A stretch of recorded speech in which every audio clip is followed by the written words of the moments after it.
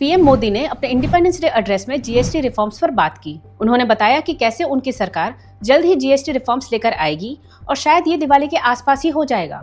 बस फिर और क्या, सोशल मीडिया एक्टिवेट हो गया इस पर चर्चा करने। सपोर्टर्स ने इसकी तारीफ की तो इकोसिस्टम टूलकिट एक्टिवेट हो गया अपना दुखड़ा रोने। फिर सूत्रों के हवाले से ये खबर आ गई कि सेंट्रल गवर्नमेंट ने जीएसटी के 2 स्लैब रखे हैं, 5% और 18%। बस ये न्यूज आई नहीं कि इकोसिस्टम के सीनियर मेंबर राजदीप सरदेसाई ने इस जीएसटी रिफॉर्म्स का क्रेडिट राहुल गांधी को दे दिया और ये याद दिलाया कि कैसे राहुल गांधी ने जो जीएसटी रेट प्रपोज किए थे, सरकार उसी रेट्स को 9 साल बाद इम्प्लीमेंट कर रही है। पहली बात तो ये कि राजदीप सरदेसाई का ये क्लेम सही नहीं है। राहुल गांधी ने तब केवल एक रेट प्रपोज किया था, वो 18% था। यानी कि राहुल गांधी के अनुसार आटा और मर्सिडीज पर एक ही टैक्स रेट अप्लाई होना चाहिए। ये किसी डेवलप्ड नेशन के लिए प्रैक्टिकल हो सकता है, लेकिन भारत जैसे डाइवर्स और इनकम इनइक्वालिटी वाले देश के लिए प्रैक्टिकल नहीं है। राहुल गांधी को क्रेडिट देने की जल्दी में Sardesai also ignore the concept of tax law journey. अब ये टैक्स लॉ जर्नी क्या होता है? कोई टैक्स लॉ लागू होता है, कुछ वर्षों तक चलता है, उसके दौरान स्टेक होल्डर्स उसकी खूबियां और कमजोरियां देखते हैं, अपने विचार देते हैं, पॉलिसी कमेंटेटर्स उन पर बोलते हैं, डिस्प्यूट्स कोर्ट्स में जाते हैं, उन पर फैसला आता है, एक पूरा ट्रेल बनता है, तब जाकर समझ में आता है कि उन टैक्स लॉज को